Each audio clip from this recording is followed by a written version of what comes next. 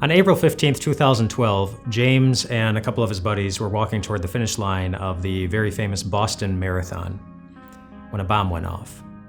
You may remember that day.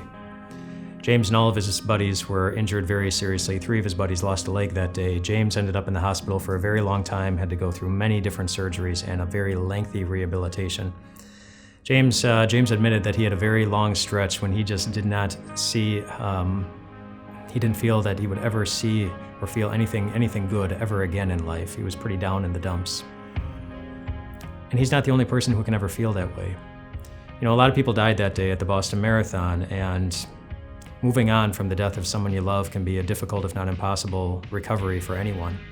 So can moving on from an addiction or trying to beat an addiction. Even if you have the desire to move on from it, it can feel impossible to do, especially when you've bottomed out again.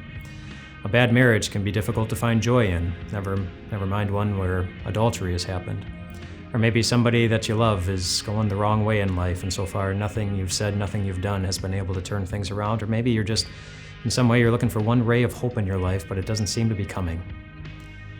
But just because you can't see how something is going to happen doesn't mean that it can't. Take James, for example.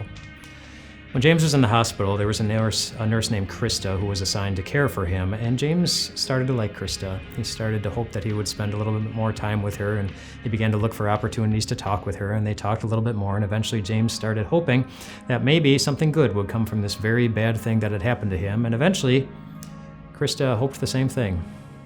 They got married after James got out of the hospital. Just because you can't see how something is going to happen doesn't mean that it can't. And the same happened for the Israelites.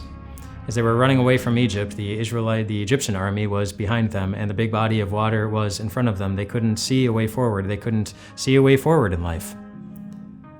So God made one for them. It says this: "Then Moses stretched out his hand over the sea, and all that night the Lord drove the sea back with a strong east wind and turned it into dry land.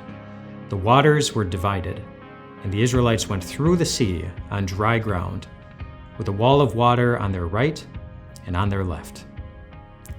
Just because you can't see a way forward in life doesn't mean that God can't make one. And this wouldn't be the last time that God would do such a thing. As Jesus hung on his cross, it didn't seem like much good could happen from that. It looked like God was dying. And then it looked like God was dead. But then Easter morning came.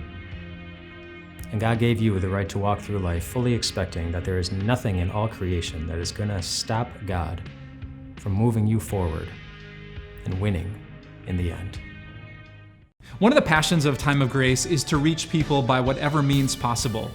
Through television, through Facebook, social media, however we can connect people to God's amazing grace. And that's why recently we've started to connect in a more intentional way to Instagram, a social media platform that's reaching especially a younger demographic who might not know as much as many of us do about Jesus. I would love for you to connect with me on my Instagram account at Pastor Mike Novotny. You're gonna catch some inside looks of my life and especially how I try to connect my day-to-day life, my family, and my work to our incredible Savior and His amazing word. So check it out. I hope it's a blessing to you, and may God bless your week.